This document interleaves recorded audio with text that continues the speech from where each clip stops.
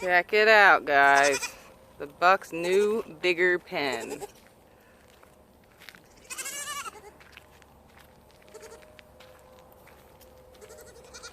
With their beefed up little shade. We just let them back in here. What do you think, Lucky? Oh, they're happy.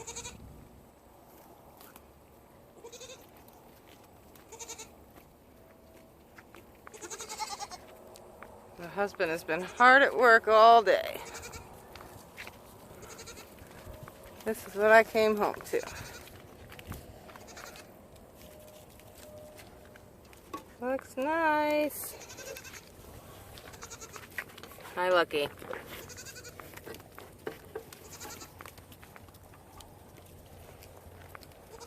Very cool. Hello, goat lovers. This is Crystal with Blue Cactus Dairy Goats. What started with 4 chickens and 2 goats quickly grew into a lifestyle. So we moved, got more land, and of course, more goats. Follow our adventures as we grow our herd, our food, and our family.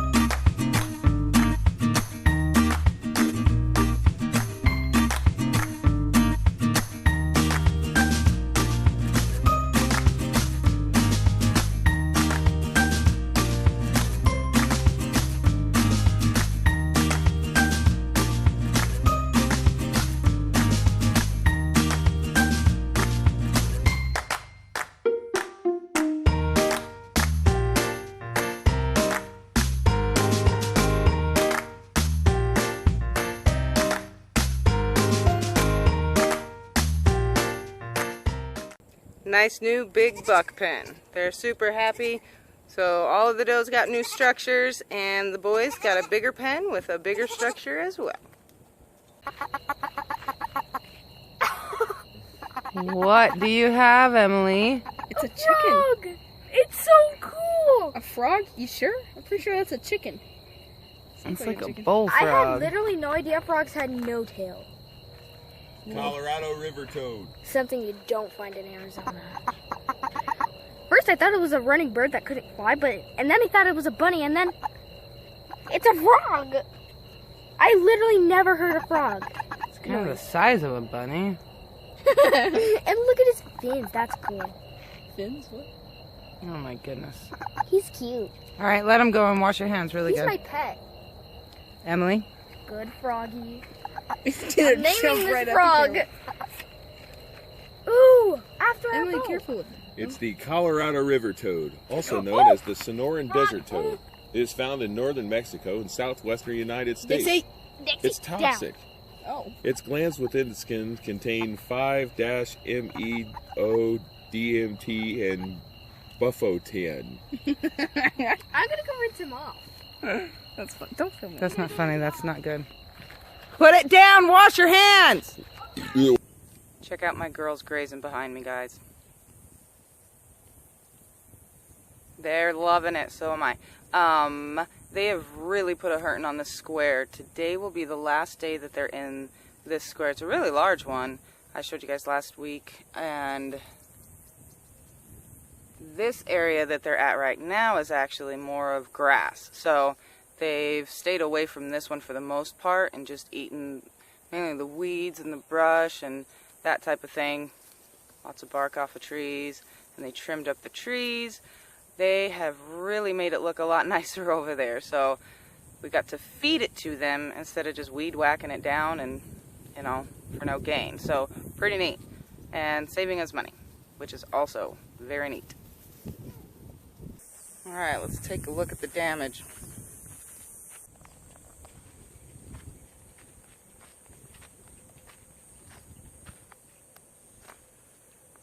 So for starters, they got the whole square,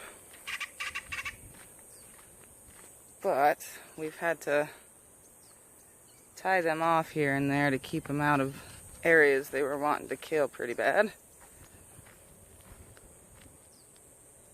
Check it out. This was covered in grass and weeds.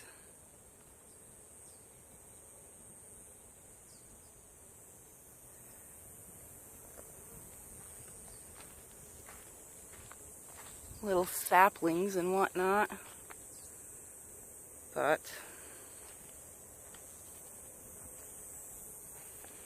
they just kind of cleared it all out for us. It was full of weeds. So this is the part over here that they favored this whole area for quite a while.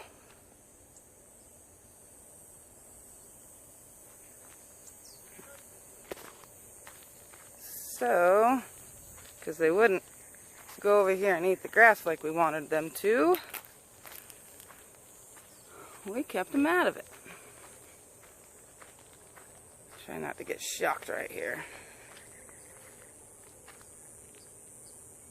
Let's see. So, now we had to, like I said, keep them back here so that they would actually eat this grass. I'm hoping they trim up all those mesquites too.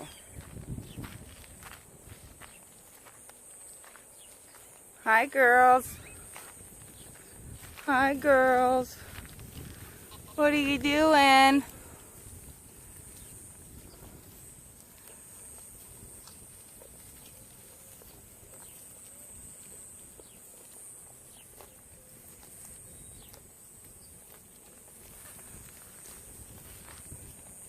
And after that, we'll have to find a new square for you.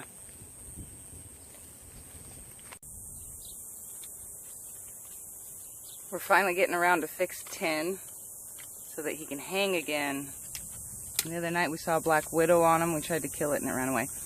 But we found him again. Hiding out in Tin's head. I don't know if you guys can see it.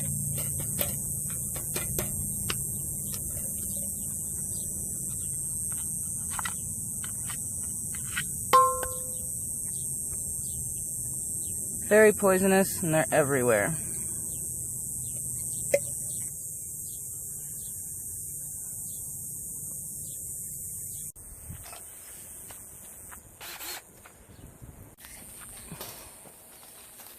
How's it going, Lodi?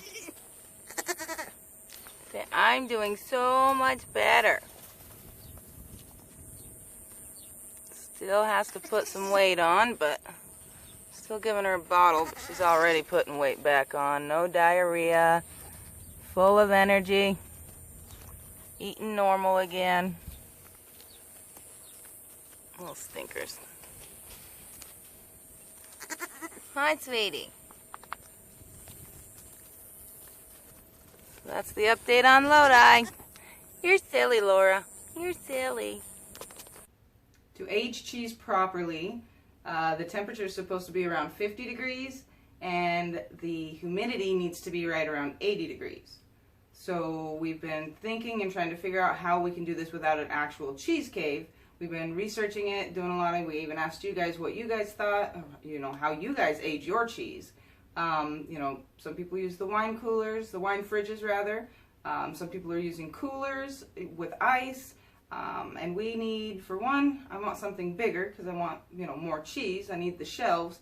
And as well, the little wine fridge, you know, it doesn't have as high of humidity as we would like. So anyway, we've been messing around with some stuff and I want to show you guys what my husband came up with. But be prepared because it is a very high level of hillbilly ingenuity.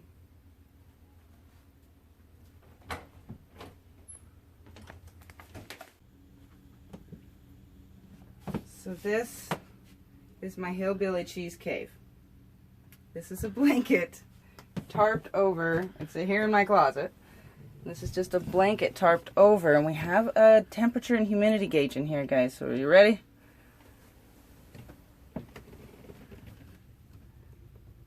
Look at that, it's almost 80 degrees humidity and it's at 60 degrees. And this one is just above, it's at about 55. So this is where we're storing our cheese. And we have these buckets here of ice. And as they melt, it's creating humidity and keeping it cold.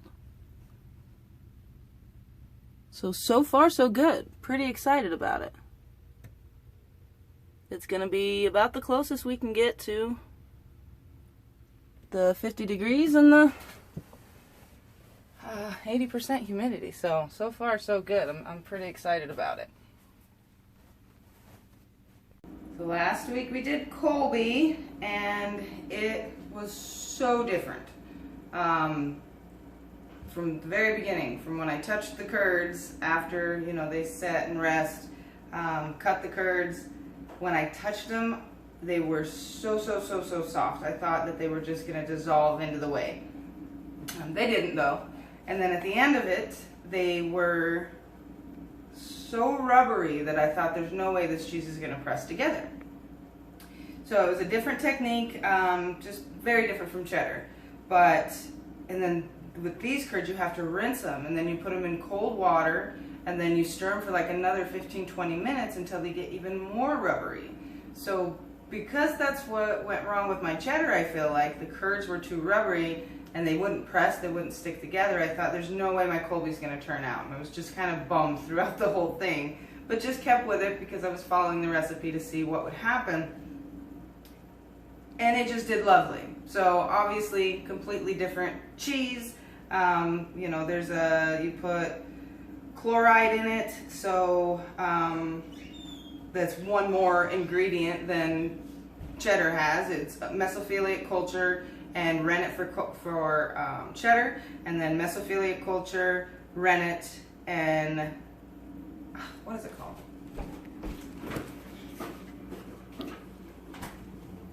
Calcium chloride goes in the Colby. So anyway, it was just this one other thing, made the curds completely different, and it turned out lovely. So I was happy I didn't have to mess this one up. I'm going to do another Colby, but it's just kind of drying. Oh gosh, and then again with the Colby, after you press it and everything, it's done being pressed, you have to put it in a brine, and it literally soaks in a brine for 8 hours. Cheese soaks for 8 hours in a brine. Kind of weird. But anyway, so it's drying out. It's pretty much dry. I will be waxing this one soon. And my cheddar,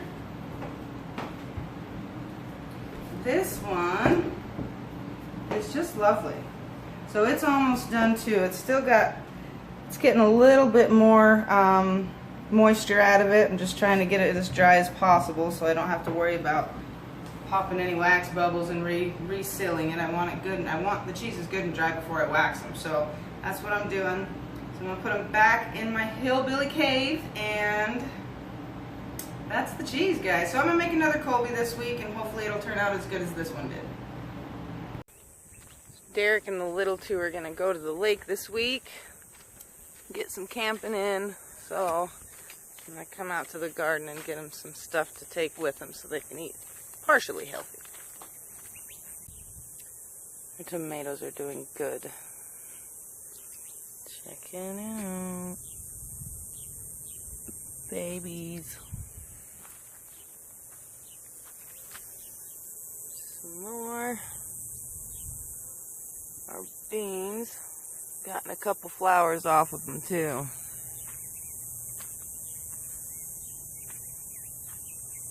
Awesome.